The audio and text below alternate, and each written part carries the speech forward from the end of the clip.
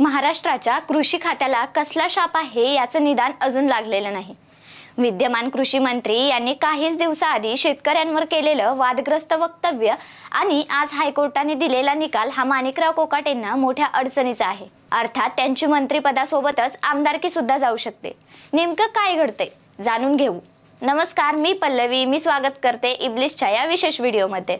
देवेंद्र फडणवीसांच्या नेतृत्वाखालील महायुती सरकार मंत्र्यांच्या नवनव्या प्रकरणामुळे अडचणींचा सामना करण्यातच जात असल्याचं दिसून येते। आधी धनंजय मुंडे आणि आता माणिकराव कोकाटे, त्यांच्यावर तर मंत्रिपदाच्या राजीनाम्याची टांगती तलवार आहे। इतकंच नव्हे तर आमदारकीचाही राजीनामा द्यावा लागू शकतो। 1995 मध्ये माणिकराव कोकाटे यांच्यावर कागदपत्रांमध्ये छेडछाड तथा फसवणूक केल्याचा आरोप झाला होता। या प्रकरणात माजी मंत्री तुकाराम दिघोळे यांनी याचिका दाखल केली होती। त्याचाच आज निकाल लागला आणि कोकाटेंच्या पायाखालची जमीनच सरकली।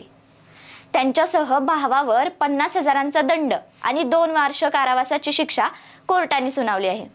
आता प्रश्न हा उरतो की महायुतीचं सरकार असताना महाराष्ट्राच्या कृषी मंत्रिपदाला नेमका कोणता शाप लागलाय। महायुतीमध्ये कृषीपद हे कायम वादग्रस्त राहिल्याचा इतिहास आहे। शिवसेना एकत्रित आणि भाजप युतीपासून कृषी मंत्री पदावरील नेते अडचणीत येत राहिले आहेत। धनंजय मुंडे महायुतीच्या पहिल्या टर्म मध्ये कृषी मंत्री होते। त्यांच्या काळातील भ्रष्टाचाराची प्रकरणे सध्या रोज चर्चेत येत आहेत। त्याआधी शिंदे गटाचे नेते दादा भुसे कृषी मंत्री होते। त्यांचा कार्यकाळही वादग्रस्त राहिला। नाशिकमधील ड्रग्ज प्रकरणात त्यांच्यावर आरोप झाले, तर भ्रष्टाचाराचेही आरोप विरोधकांनी केले।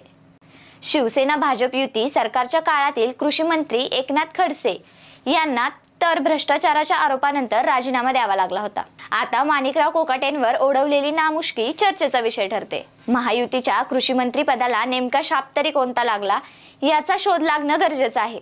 तुर्तास येथेच थांबून आपली रजा घेते। पुन्हा भेटू नव्या मुद्द्यासह इब्लिसच्या आपल्या आणि फक्त आपल्या चॅनलमध्ये।